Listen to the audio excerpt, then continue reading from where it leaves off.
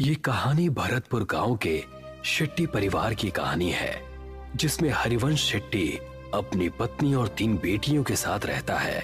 हरिवंश पेशे से इंजीनियर है और बेटियों को बहुत पढ़ा लिखा कर अपने पैरों पर खड़ा करना चाहता है। गांव के सभी लोग हरिवंश को बेटियों की पढ़ाई के बजाय उनके लिए पैसे जोड़ने की सलाह देते हैं, मगर हरिवंश शेट्टी अपनी मर्जी का मालिक है। वो किसी की नहीं सुनता सिवाय अपने। एक दिन अपने ऑफिस जाते हुए हरिवंश को रास्ते में उर्मिला चाची मिलती हैं।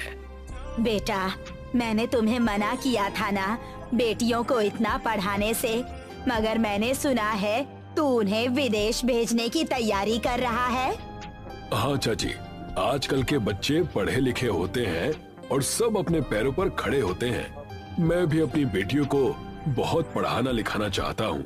एक बार अपने पैरों पर खड़ी हो जाएं, उसके बाद शादी की सोचेंगे। मगर बेटा, उनकी शादी। ओफो चाची, अभी वो तीनों बहुत छोटी हैं। तुम उनकी चिंता मत करो, मैं हूँ ना, मैं सब संभाल लूंगा। इतना कहकर हरिवंश अपने ऑफिस के लिए निकल जाता है। उसके ऑफिस पहुंचते ही उसे खबर मिलती है कि गांव में भूकंप आया है और सब बर्बाद हो गया है। हरिवंश वापस घर पहुंचता है और देखता है कि उसका पूरा गांव बर्बाद हो गया है।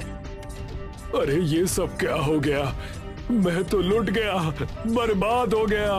अब कैसे सब हो पाएगा? मेरी बेटियां कैसे विदेश जाएंगी और आगे की पढ़ाई करेंगी?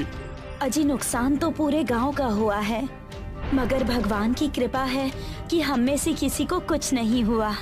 सभी लोग जल्दी से जल्दी गांव को खाली कर दो। सरकार ने कहा है यहाँ अभी और बड़े भूकंप आने वाले हैं। देखते ही देखते पूरा गांव नदी पार करने के लिए इकट्ठा हो जाता है। सभी नदी के किनारे खड़े जिट्टी का इंतजार करते हैं। वहीं हरिवंश शेट्टी का परिवार भी अपने नंबर का इंतजार करता है। हरिवंश किसी सोच में डूबा है, तभी उसके कंधे पर कोई हाथ रखता है। हरिवंश पलट कर देखता है तो वो डर जाता है। खून से लथपथ एक आदमी उससे कहता है, बहुत लंबा इंतजार करवाया है तूने, आखिरकार तू हमारी पकड़ में आ ही गया। हरिवंश उस आदमी को देखकर डर जाता है। वो आसपास देखता है, सभी लोग नॉर्मल हैं। ऐसा लगता है जैसे हरिवंश के अलावा किसी और को वो आदमी नजर ही नहीं आ रहा।